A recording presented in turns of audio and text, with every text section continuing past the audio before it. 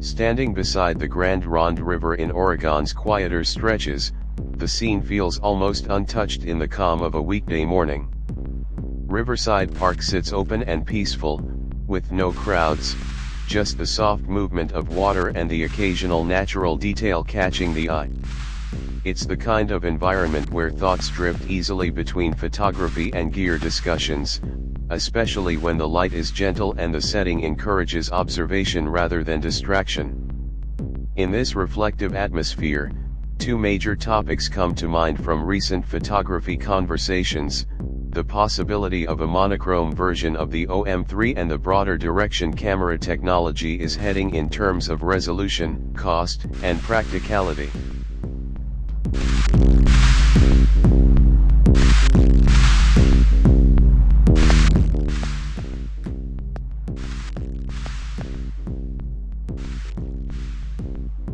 The idea of a monochrome OM-3 is particularly intriguing. The OM-3 itself is already a relatively recent and capable camera, but the suggestion of a dedicated black and white version adds an entirely different creative dimension.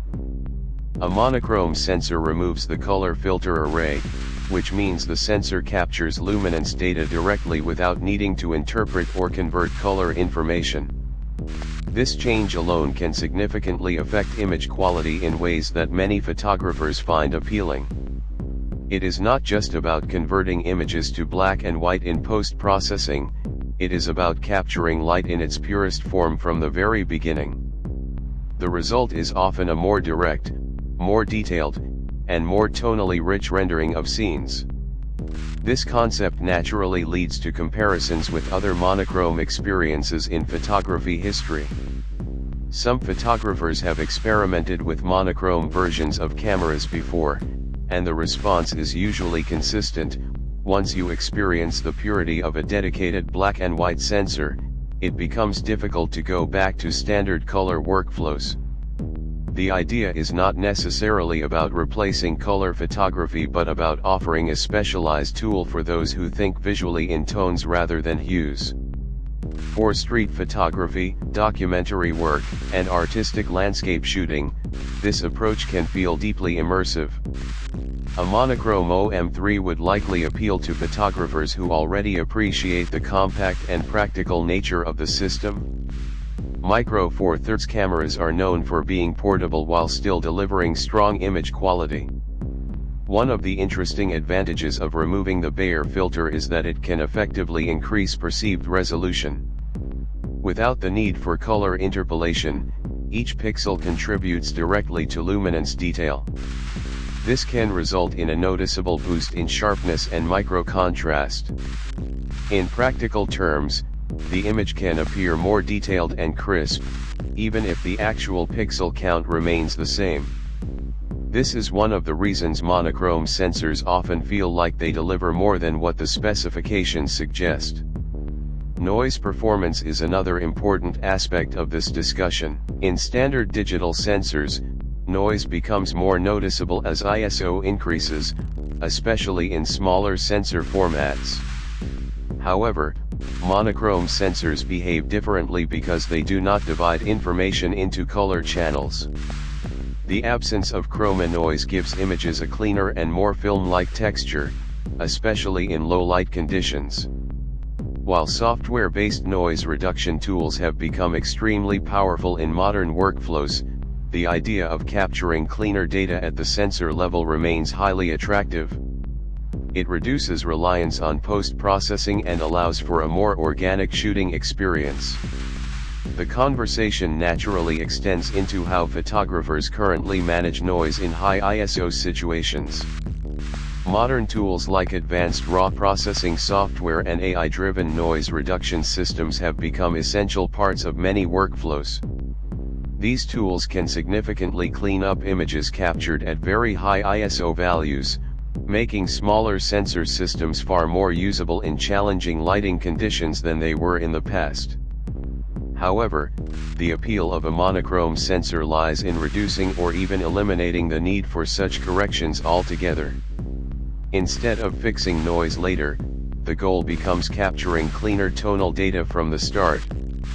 From a creative standpoint, A monochrome OM-3 would encourage photographers to think differently while shooting. Without color as a visual guide, composition becomes more dependent on contrast, texture, shape, and light direction.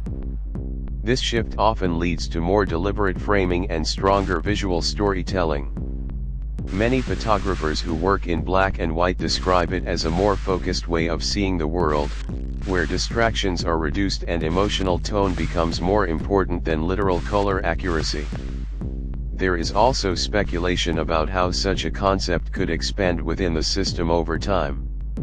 If a monochrome OM-3 were successful, it could open the door for additional models in the future, possibly including rangefinder-style or more specialized bodies.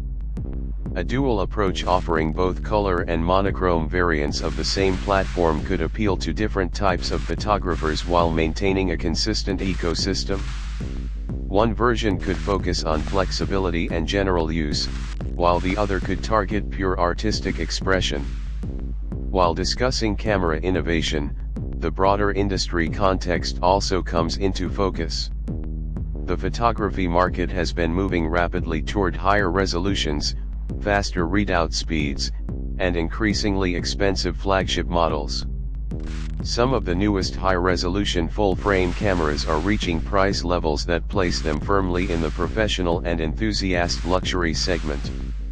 These cameras often combine extremely high megapixel counts with advanced stack sensors designed for speed and detail. On paper, they are impressive, offering capabilities that push technical boundaries further than ever before. However, this raises an ongoing debate in the photography community about practicality versus specification.